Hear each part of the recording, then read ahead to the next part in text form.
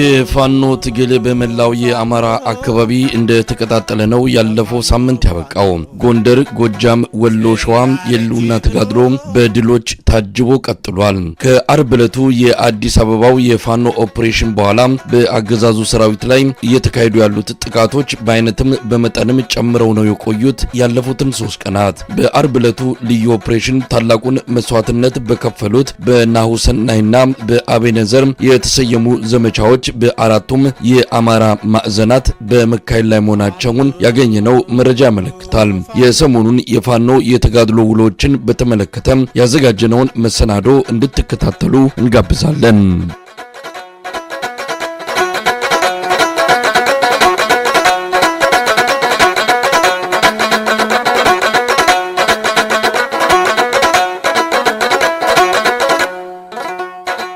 በአማራ ክልል የተሰማራው የአብይ አህመድ ሰራዊት የመዋጋት ሞራሉ በከፍተኛ ደረጃ የተዳከመና ባገኘው አጋጣሚ መጥፋት እንደሚፈልግ ተገለጸ። በክልሉ አድማ በታኝና ሚሊሻ ሰራዊት ትከሻ ላይ የተንጠለጠለው የአብይ አህመድ ሰራዊት ከጊዜ ወደ ጊዜ እየተመናመነና ሞራሉ እየላሸቀ መሆኑንም ለአንከር ሚዲያ ከተለያዩ አካባቢዎች የሚደርሱት መረጃዎች አመልክተዋል። በማዕከላዊ ጎንደር ሰሞኑን የተካሄዱትን አውደ ውጊያዎች መነሻ በማድረግ ያነጋገርናቸው የቀጠናው የፋኖ አመራር በማዕከላዊ ጎንደር በአብዛኛው አካባቢ መንግስት አለ ለማለት የሚቻል አይደለም ሲሉ ገልጸዋል። ይህ በእንዲህ እንዳለ የኮማንድ ፖስቱ ሰብሳቢ ሌተናል ጀነራል ብርሃኑ በቀለም ሰሞኑን በተካሄደ አንድ ግምገማ ላይ የአማራ ህዝብ እንደ ህዝብ ተነስቶ እየተዋጋን ነው ሲል መግለጹን መረጃዎች ያመለክታሉ።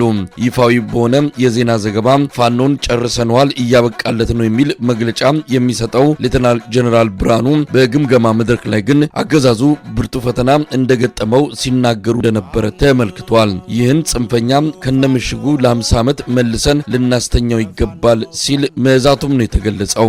ፋኖ አማረ አቸነፍ የአማራ ፋኖ እዝ የአጼዎቹ ክፍለ ጦር ምክትል አዛዥ የጀነራሉን ዛቻ ቅዠት ነው ሲል ምላሽ ሰጥቷል። ሰሞኑን ስለተካሄዱት ውጊያዎችም ይናገራል። በማዕከላዊ ጎንደር ዞን በምስራቅ ደንቢያ ወረዳ በቆላድባ ከተማ በጃርጃር አባኖ ቀበሌ አንድ አቅጣጫ አስገብቶ ነበር። እንዲሁም በጸዳ በአንጫ በሚባለው ቀበሌ አንድ አስገብቶ ነበር። እንዲሁም በማዕከላዊ ጎንደር ዞን በማክሰኝት ከተማ ግጌ የሚባል ቀበሌ አንድ አቅጣጫ አስገብቶ ነበር። ይሄን በሶስት አቅጣጫ እኛን ከቦ ለማጥቃት ነው እንግዲህ ጠላት በየቦታው ያስገባውና ይሄን ሶስቱን አቅጣጫ ስልታዊ በሆነ መንገድ ወደ አንድ እንዲመጣ አደረግነው። ወደ አንድ እንዲመጣ ካደረግን በኋላ አንድ ግንባር ካደረግን በኋላ የኃይል አስተላለፋቸውን በማየት እኛም አንድ ግንባር ሆነን ትልቅ ፊልማና ውጊያ አድርገናል። ያው ጠላት በወቅቱ መቋቋም አልችል ብሎ ከጃርጃር አባኖ የነበረው አንጫ ፈርጥጦ ገባ። አንጫ ፈርጥጦ ቢገባም እኛ ኮሯሩጠን ከያዝን በኋላ የድጊዎችንም ጠቅለናል። ይህን ሶስቱን ባንድ ካደረግን በኋላ ትልቅ ኪሳራ ደርሰንበታል። በዝርዝር ስንሄድ ሙት ከ100 በላይ ሙት አስከሬን አንስተዋል። ቁስለኛ እንግዲህ በተጨባጭ ጤና ጣቢያ የገባ 50 በላይ ገብቷል። እንዲሁም ምርኮኛ 11 ምርኮኛ እጃችን ገብቷል። ያው በወቅቱ የተደረገው ውጊያ እንግዲህ ጠላትን ትልቅ ኪሳራ ደርሰን እስቲል እስካሁን ወደዛ አካባቢ እንዳይወርድ አድርገን አንገቱን አስደፍተን የሰደድንበት ቀን ነበር። ሰሞኑን እንግዲህ ደግሞ ቦታ ቀይረን ነው እንግዲህ ጠላት ባልተደራጀበት አካባቢ ነው የመጣ ነው። ቦታ ቀይረን የመጣ ነው። የማዕከላዊ ጎንደር ዞን የማክሰኝት ከተማ ንዑስ ወረዳ ታሪካዊ ከተማ ነች። በነገራችን ላይ የጉዛራ ቤተ መንግስት ገኝባት ፍራዝ ከተማ ነው እንግዲህ ሊሆን ያደረግነው። የአጼዎቹ ክፍለ ጦርና እንዲሁም የነበልባሉ አሳምነው ሻለቃ ሆነን ነው እንግዲህ የገባ ነው። ፍራዝን በ12 ሰዓት የጀመርን እስከ ምሽቱ 12 ሰዓት ድረስ በፋኖ እጅ ቁጥጥር ስር ነበረች። እንዲሁም በወቅቱ የነበረው አድማ ብተና ሚኒሻ እንዲሁም መከላከያ ትልቅ ኪሳራ ገጥሞት እኛ በድል ያሸነፍንበት ወቅት ነው ያለ። ያችን ቁልቋል በር የምትባለው ቦታ ላይ 2 ኦራል መከላከያ አጋይተናል። መኪናው ምስኪን እንደቆመ ይገኛል። አሁን የጠላት ኃይል እንደው በአጠቃላይ በዛ አካባቢ በምታደርጉት ወቅታዊ እንቅስቃሴ በአገዛዙ ላይ በቀጠናውም ይሁን በዛ በጎንደር ምን ይመስላል ቁመናው? ከትላንት አንጻር ዛሬ እንዳሻው መንቀሳቀስ እንዳሻው ጥቃት መፈጸም የሚችልበት ቁመና ላይ ነው? በምን ደረጃ ላይ ይገኛል ያገዛዙ ሰራዊት? አገዛዙ ሰራዊት ለመዋጋትም ሞራል የለውም። በቃ ወርደዋል። መሽሎኪያ ብቻ ነው የሚፈልጉት። አሁን አሉ የሚባሉ ኃይሎች መሽሎክ ነው የሚፈልጉት። ያገዛዙ ማርከን ስንዛቸው እንኳን ያገዛዙ ስርዓት እንዳላቸው እና መሽሎኪያ እንዳጡ ተገደው እንደሚዋጉ ነው የሚናገሩት። ምንም አይነት መንግስት እንደሌለ እንደተጠናቀቀ ነው እነሱ የሚነግሩና የለውም፣ ባዶ ነው፣ ኃይልም የለው። ስለዚህ ያገዛዙ ስርዓት እናንተን የሚወጋት ሞራል እንኳን የለው። ፋኖ መጣ በተባለ ቁጥር ትልቅ ድንጋጤ ነው የሚያድርበት። ሶማሌ ቁመናችሁ ራሱ ያስፈራዋል እንኳን ነፍጥ አዙራችሁበት ነው የሚልና ያገዛዙ ስርዓት እዚህ አካባቢ ያለው ቁመና የተሽመደመደ ነው። ምንም አይነት ትልቅ መዋቅርም የለውም። የተሽመደመደ ቁመና ነው ያለው። እዚህ አካባቢ ያለው መንግስታዊ መዋቅር ምንም የለም። በነገራችን ላይ ቆላድባ አካባቢ ምንሻ የሚባለው ፈርሶ አልቆ 3 ምንሾች ብቻ ነው ያለው። እንግዲህ ይመራለት እንኳን የለም። በእያንዳንዱ ቀበሌ ለመውጣት ፈልግ እንኳን ይመራለት የለም። መንግስት አጠፋለሁ አወድማለሁ የሚለው ይሄ ፕሮፓጋንዳ ነው በነገራችን ላይ እንጂ ምንም አይነት ኃይል የለውም። እንግዲህ የኮማንድ ፖስት አዛዡ የሌተናል ጀነራል ብርሃኑ በቀለ የተናገሩት ነገር አለ። ሰሞኑን አንድ ግምገማ ላይ የአማራ ህዝብ እንደ ህዝብ ተነስቶ እየተዋጋን ነው ብለዋል። ነገር ግን ቀይ ብለን ባሰመርነው ቀጠና ትኩረታችንን አድርገን ጥቃት እንሰነዝራለን። ይህንን ጽንፈኛ ከነምሽጉ ለ50 ዓመት መልሰን ልናስተኛው ይገባል የሚልም ነገር አንስተዋል። ምናልባት የእሳቸውን ንግግር እንዴት መውሰድ ይቻላል? አሁን ከነገርከን አንጻር እውነት ነው። ያው እንግዲህ ሰው ሊሞት ሲል ይፈረገጣል አይደል የሚባለው። እንደዚህ ካሉ ቆይተዋል። በነገራችን ላይ ቅዠት ነው። በፍጹም የ15 ቀን ውስጥ እንደዚህ እናደርጋለን የሚለው እንዳልኩ መፈራገጥ ነው እንጂ ምንም አይነት አቋም ላይ እንዳልሆኑ ነው ነገር። በ15 ቀን ውስጥ ብሏል። እኛ በ15 ቀን ውስጥ አንዱ ትናንትና 3 ነው። በ3 ገብተን ነው ስራ የሰራ ነው እና ከ15 ቀን ውስጥ ነው ያለ ነው። አሁን ምንም መስራት እንደማይችል ያዩ ምፍራዝን ተቆጣጥረን ስንውል እንኳን ቀይ መስመር ካላቸው ቦታዎች እንግዲህ ይህ አካባቢ ነው እና ምንም አይነት ጥቃት ማድረስ አልቻለም። መከላከያ እንኳን ከማክሰኝት ካቸው ያልቁልቋል በር ላይ የኛ ደፍር ያገኛቸው ተመልሰው ነው የሄዱት። ወደ ፍራዝ መድረስ አልቻሉ። ስለዚህ መንግስት እንደዚህ አይነት ፕሮፓጋንዳቸውን በመጠቀም የራሱን መንግስታዊ አቋም ማስቀጠል አይችልም። እንዳልኩ ቅዠት እንደዚህ ያደርጋል። እንደ ህልም ነው እና እንደዚህ የሚያደርገው ምንም አይነት አቅም እንደሌለው ነው የምነግርህ።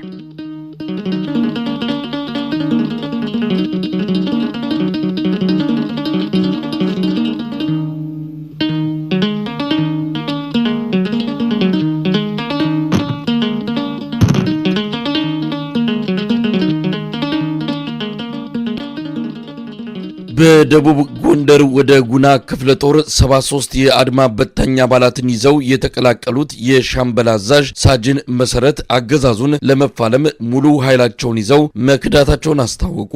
ሳጅን መሰረት ለአንከር ሚዲያ እንደገለጹት በአድማ በታኝ በልዩ ኃይልም ይሁን በሚሊሻ ተሰልፈው ወንድሞቻቸውን እየወጉ ያሉት የአማራ ልጆች በአስቸኳይ የፋኖን የተጋድሎ ታሪክ አካል እንዲሆኑ ጥሪ አድርገዋል።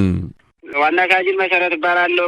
የቀድሞ የብልጽግና አድማ ብተና ሻምበል አዛዥ ነኝ። ያው እንግዲህ አሁን ያለው የአማራ ህዝባዊ ፋኖ ጉና ክፍለ ጦር በትምህርት አካባቢ ነው ወንጭፍ ሻለቃ ብትባል የተቀላቀልኩባት እና ምናልባት ከዛ በነበረው አመጣጣችን ትንሽ ግፍና በደል ይበዛል። ምንም የቆየና ማንም የሚያውቀው ቢሆን አሁን ላይ ነገሮች እየጠነከሩ ነገሮች እየበዙ ነው ያሉትና እስቲ ለምን ወደ መጀመሪያ የነበረውን ሂደት ይነግሩኛል? ለምን የብልጽግና አድማ በታኝ ወይም ደግሞ የዛ መዋቅር አካል ሆኑ? እርሶ ያው ለትጥቅ ነው፣ ትጥቅ ለመያዝ ነው። ማንም የአማራ ወጣት መታጠቅ ስላለበት ነው ወደዛ አማራጭ እየያዝን እየሄድን ያለ ነው። ለትጥቅ ነው፣ ትጥቅ ለመያዝ ነው። አሁንም ስንወጣ 73 ሰው ነው። እኔ የወጣው ሻምበል አመራር ነኝ። 73 ሰው እየተወጣ 2 ብሬን አለ፣ 2 ብሬን ጥይት አለ፣ ሌላው ክላሽ ከ120 ጥይት ጋር የታጠቀ ኃይል ነው የገባሁት እና ያው ለትጥቅ ነው። አብዛኛው የአማራ ወጣት ወደ ብልጽግና የሚጠጋበት እና ወደ ጸጥታ የሚገባው ለመታጠቅ ነው። ታጥቆ ለመውጣት ካልሆነ እኔ ደፍሮ ወንድሙን የሚገላለ ደፍሮ እናቱ ላይ የሚተኩሳለ ብዬ አላስበውም። ምናልባት ራሳቸውን የካዱ በጥቅም የተታለሉ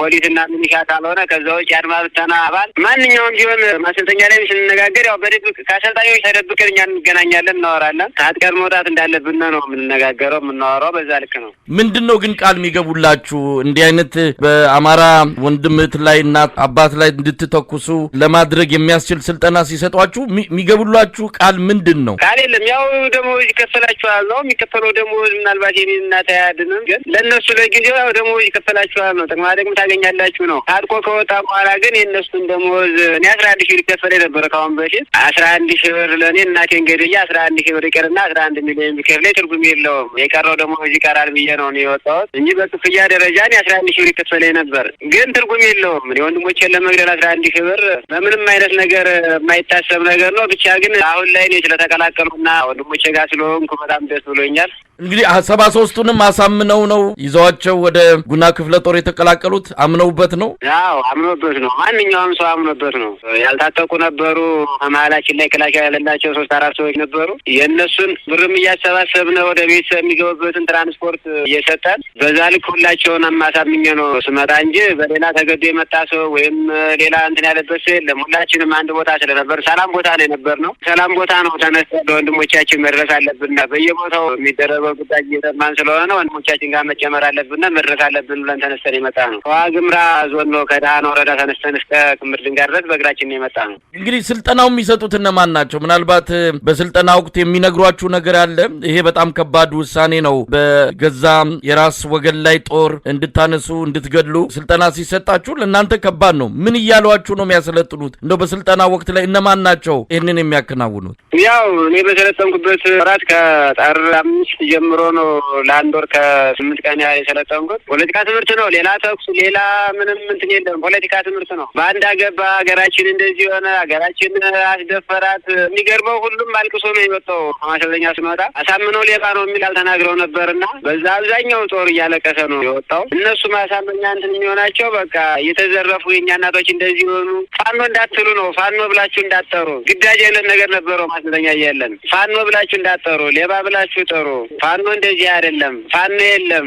በአማራ ክልል ውስጥ ፋኖ የለም ነው እነሱ እንትናቸው። ያው እኛ ደግሞ ታችን ስለምናውቀው ወንድሞቻችን ናቸው ጫካ ያሉት፣ የኛ አባቶች ናቸው፣ የኛ እህቶች ናቸው ጫካ ያሉት፣ እናውቃቸዋለን። መታጠቅ ስላለብን ብቻ ግን ያው ሁሉ ነገር ችለን ነው እየተሰደብንም ምንም እያልንም ከዛ ፊትም ግፍና በደል ደርሶብናል። የቀድሞ የአማራ ልዩ ኃይል ነው ሁሉም አሁን ወደ አድማ ብተና የገባው። ያን ያህል በተመቸው ሰዓት እሱ ማስተበው ሰዓት ከበተነን በኋላ አሁንም ሲጨንቀው ነው መልሶ የጠራና በዛ ልክ ነው መንግስትን መበቀልም መንግስትን ማፍረስ አለብን ብሎ ያሰብነው። እንደ ግሌም ተበቅየዋለሁ አፍርሼዋለሁ ብዬ አስባለሁ። ምናልባት እንደ እኔ አይነት 5-6 ሰዎች ካሉ እኔን የሚከተሉ ያን ያህል ብዙ መዋጋት አያስፈልግም ብዬ ነው የማስበው። የፖለቲካ ስራ መስራት ከቻል እኔ የሰራሁትን ስራ ማንም ሰው መስራት የሚችል ከሆነ ሳምንት አይፈጅም። ብዙ ቦታ ያለ ሻምበል አመራር በዛ ልክ ቢያደርግ ያን ያህል ጊዜ ይፈጃል ብዬ አላስብም።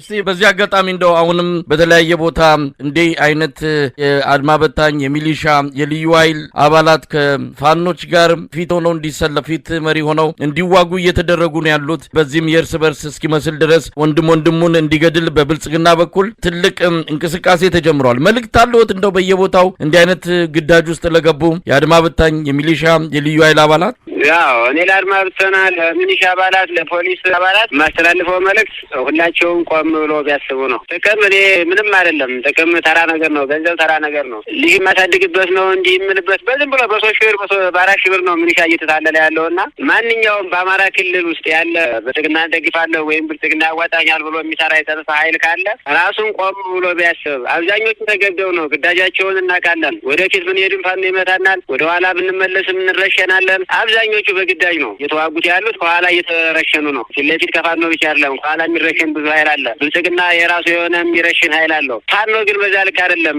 ፋኖ እጅ ካነሳ ፋኖ መጣው ብሎ ለመጣ አይደለም ለአማራ ህዝብ ለአማራ ወጣት በየቦታው የሚሸኙ መከላከያ ሰራዊት፣ የኦሮሞ ልጆች፣ የደቡብ ልጆች፣ የሐረሪ ልጆች፣ የጋምቤላ ልጆች በየቦታው እየተሸኙ ነው። ፋኖ ማለት እኔ እንጃ አልተጠቀምበትም። የአማራ ፖሊስ፣ የአማራ ሚሊሻ፣ የአማራ አድማ ብተና አልተጠቀምበትም እና ከዚህ በኋላ ላለው ጊዜ እድሉ እንዲጠቀምበት።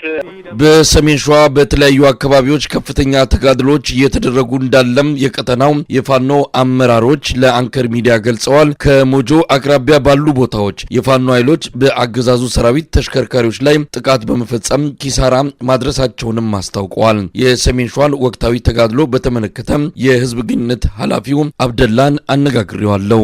እሺ፣ አመሰግናለሁ መሳይ። እንግዲህ ሰሞኑን እዚህ ሸዋ አካባቢ የውጊያ ቀጠና ሆኖ ነው የሰነበተው። በውጊያውም እንግዲህ በርካታ የተገኙ ድሎች አሉ ማለት ነው። ሰሜን ሸዋ እንግዲህ እንደምታውቀው እስከ ምንጃር፣ ሸንኮራ፣ አረርቲ እንዲሁም በረሀት፣ ሀገረ ማርያም፣ አሳግርት እነዚህ ቀጠናዎች ጦር ቀጠናዎች ነበሩ። ከዚያም አልፈህ በደብረ ብርሃን ተጉለት ዙሪያ የምትለው ከሰላ ድንጋይ ጀምረህ ደብረ ብርሃን፣ ጫጫ ሙሉ ሰሜን ሸዋ ላይ መከላከያ ሰራዊት ስምሪት ወስዶ ውጊያ ላይ ነው የሰነበተው። በዚህ በይፋትም አጣይ አካባቢ በተመሳሳይ ውጊያ ነበረ። 3-4 ዙር ማለት ነው። ያለውን ሁሉ እንግዲህ መንግስት ብልጽግናው ስርዓት አለኝ የሚለው ሁሉ ስርዓት አሰልፎ ውጊያ ላይ ነው እየቀረብነው ማለት ነው። እስከ ዛሬዋ ዕለት ድረስ እንግዲህ በእኛ በኩል በርካታ ድሎች ነው ያገኝነው።